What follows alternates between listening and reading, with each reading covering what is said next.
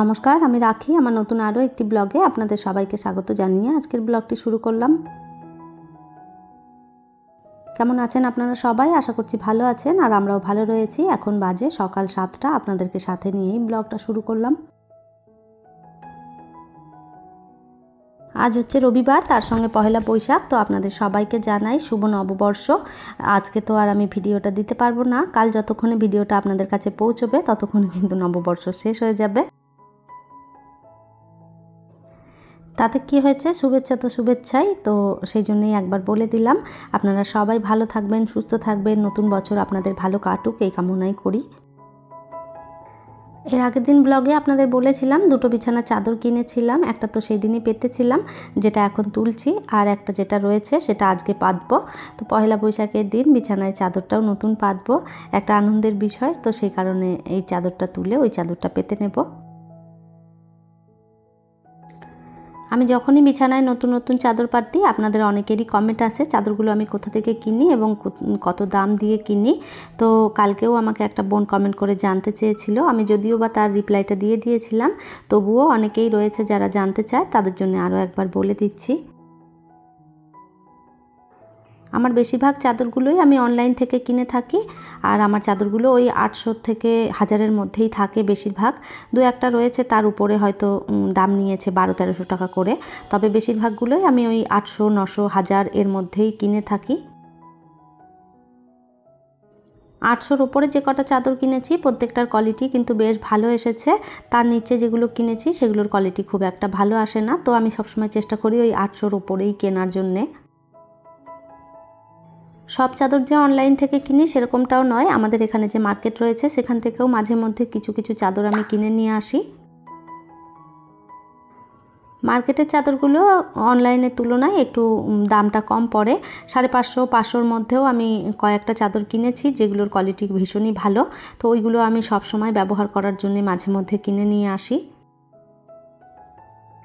আর এই যে যেই চাদরগুলো একটু দাম দিয়ে কিনি সেগুলো কিন্তু সবসময় বাড়িতে পাতি না।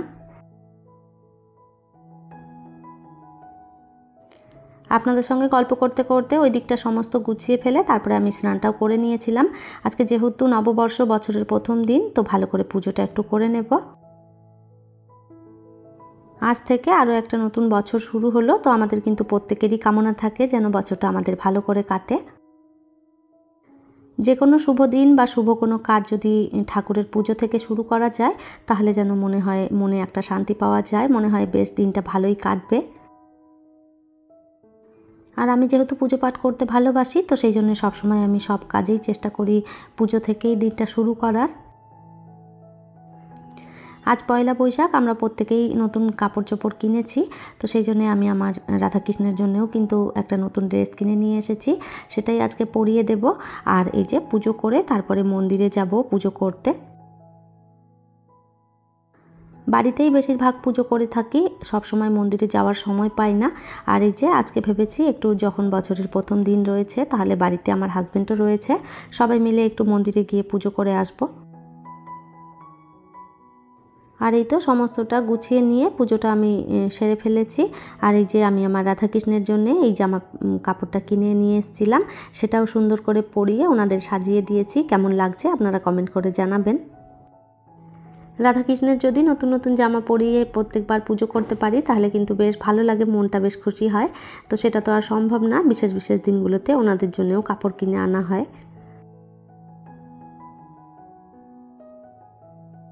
পুজো সেরে বিবেককে স্নান করিয়ে দিয়েছি, আর এই যে নতুন জামা যেটা কিনেছিলাম সেটাও পরিয়ে দিয়েছি।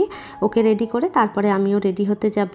আর আজকে যেহেতু নতুন জামা পরেছে, তো সেই কারণে বিবেক কিন্তু ভীষণই খুশি। স্নান করতে গিয়ে আর কোনো রকম কোনো ঝামেলা করেনি, তাড়াতাড়ি করে স্নানটাও করে নিয়েছে।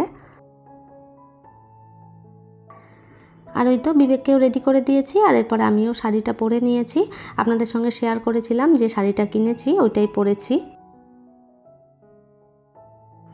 শাড়িটা নতুন পরেছি, ব্লাউজটা আমার আগের শাড়ির কাটানো ছিল সেটাই পরেছি, আর শাড়ির ব্লাউজ কেনা হয়নি, তো এই ব্লাউজটাই পরে নিয়েছি। আর এই তো আমি একদম রেডি হয়ে পড়েছি, তাহলে চলুন বেরিয়ে পড়া যাক। আর এই তো আমরা চলে এসেছি মন্দিরে। আজকে এসেছি শ্মশানকালী মন্দিরে। এই মন্দিরটায় আমি আগেও অনেকবার এসেছি, আপনাদের সঙ্গে শেয়ার করেছি। কাছাকাছি এই মন্দিরটাই পড়ে, তো সেই জন্যে তাড়াতাড়ি করে এই মন্দিরটাতেই আসা হয়। আরও অনেকগুলো মন্দির এখানে রয়েছে, তবে সেগুলো একটু দূর পড়ে, তো সেই জন্য তাড়াতাড়ি করে কাছে যেটা হয় সেখানটাতেই চলে আসি। আর এই যে আমি, আমার হাজব্যান্ড আর আমার বিবেক আগেই উঠে পড়েছে। আর এই যে আমাদের কিন্তু মন্দিরে ফটো বা ভিডিও এগুলো করা একদমই নিষেধ, তো আমি লুকিয়ে লুকিয়ে এই যে একটুখানি ভিডিও আপনাদের জন্য করে এনেছিলাম। তবে সেটাও কিন্তু পুরোহিত মশাই দেখতে পেয়ে গেছিলেন, আর ইশারা করেই আমাকে বলেছে যে এখানে কিন্তু ভিডিও করা যাবে না। তো আমি তাড়াতাড়ি ওনার ভয়েতে বন্ধ করে দিয়েছি।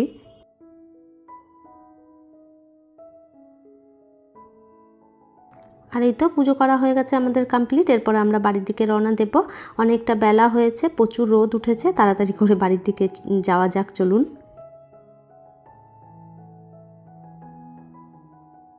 আর এই তো আমরা বাড়ি চলে এসেছি, এসে ড্রেসটাও চেঞ্জ করেছি, তারপরে চলে এলাম। সকালেই তো আমরা কিছুই সেভাবে খাইনি, আর এখন 12:30টার মতন বাজে, তো একটুখানি চিড়ে ছাতু মুড়ি দিয়ে খেয়ে নেব। ছোটোবেলা থেকেই পয়লা বৈশাখে ছাতু মুড়ি খেয়ে এসেছি, তো সেই জন্য আজকেও সেই ছাতু মুড়ি খেয়ে নিচ্ছি। আর এই যে ছাতু মুড়িটা খেতে গিয়ে কিন্তু বেশভাবে ছোটোবেলার কথাটা মনে পড়ছে। আমরা যখন ছোট ছিলাম তখন আমি আর আমার ভাই, আমরা দুজনেই নতুন কাপড় চোপড় পরে ভীষণ খুশি হতাম, আর তার সঙ্গে মা ছাতু মুড়ি দিত, আমরা এটাই খেতাম। আর সেই সময়ের দিনগুলো কিন্তু বেশ ভালো কাটতো। তবে এখন নতুন জামা কাপড় পরি ঠিকই, তবে তখনকার মতন আনন্দটা কিন্তু এখন আর পাওয়া যায় না। ছোটোবেলার দিনগুলো তো সেই ছোটোবেলাই হয়, ওই দিনের আর কোনো তুলনা নেই। যত বড় হচ্ছি তত যেন খুশিগুলো কোথায় হারিয়ে যাচ্ছে। তো যাই হোক, আজ হচ্ছে বছরের প্রথম দিন, তো ভেবেছিলাম নিরামিষ রান্না করব, যেহেতু মন্দিরে গিয়েছিলাম। তো বিবেক বলল যে না, চিকেন খাবো। তো ওর বাবা বলল যে ছেড়ে দাও, আর নতুন বছর নিরামিষ খেয়ে লাভ নেই, পুজো তো হয়েই গেছে, তাহলে যেমন প্রত্যেক রবিবার আমরা একটু ভালো মন্দ কিছু রান্না বান্না করি, সেটাই করো তুমি। আর এই যে বিবেক বাসন্তী পোলাও খেতে ভীষণই ভালোবাসে, তো ওর জন্য ওই যে বাসন্তী পোলাওটা করে ফেলেছি। আর এইদিকে চিকেন চাপ বানাবো, তো চিকেনটা ছোট ছোট করেই কেটে নিয়ে এসেছিলো, ওটা দিয়েই করে নিচ্ছি। বড় বড় হলে কিন্তু বেশ ভালো হতো। তবে চিকেনের পিস বড় থাকুক বা ছোট, তাতে কোনো কিছু যায় আসে না, স্বাদটা কিন্তু একই রকম হবে। আর এই যে সমস্ত জিনিস দিয়ে মেখে নিয়েছি, কাজু বাটা, পোস্ত, তারপরে টক দই, আদা রসুন বাটা, লঙ্কা বাটা, সমস্তটা দিয়ে মেখে নিয়ে তারপরে এই যে বসিয়ে দেবো।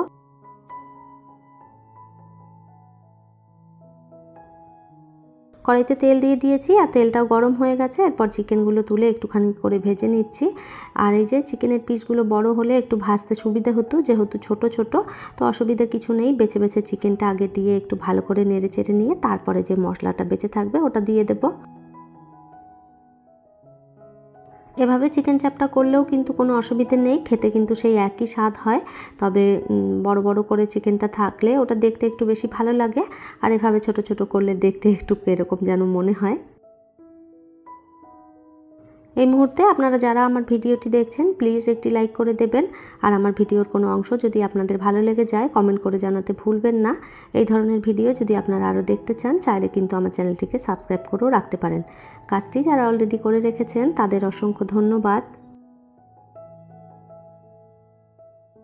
আর এই যে রান্না হয়ে গেছে আমার কমপ্লিট, আর রান্নাঘরটাও পুরো পরিষ্কার করে ফেলেছি। অনেকটা সময় হয়েছে, প্রায় 2:30টার মতন বাজে। এই যে কথা বলতে বলতে রান্না করতে করতে দেরি হয়ে গেছে। যেহেতু অনেকটা দেরি হয়ে গেছে, সকাল থেকেও সেভাবে কিছু খাইনি। আর ছাতু মুড়িও, ওই যে একটুখানি ছাতু মুড়ি, ওইটাই 2 চামচ করে সবাই খেয়েছিলাম। তো এখন কিন্তু বেশ ভালোই খিদে পেয়েছে। তো আমার হাজব্যান্ড বললো একবারে খেতে দিয়ে দাও, স্নান তো সবাই সকালেই সেরে ফেলেছি। তাহলে আমরা খাওয়া দাওয়া করতে থাকি, আর আপনাদের থেকেও বিদায় নিচ্ছি। আমার আজকের ভিডিওটা এই পর্যন্তই, ফিরবো নতুন ব্লগ নিয়ে। ততক্ষণের জন্য সবাই ভালো থাকবেন, সুস্থ থাকবেন।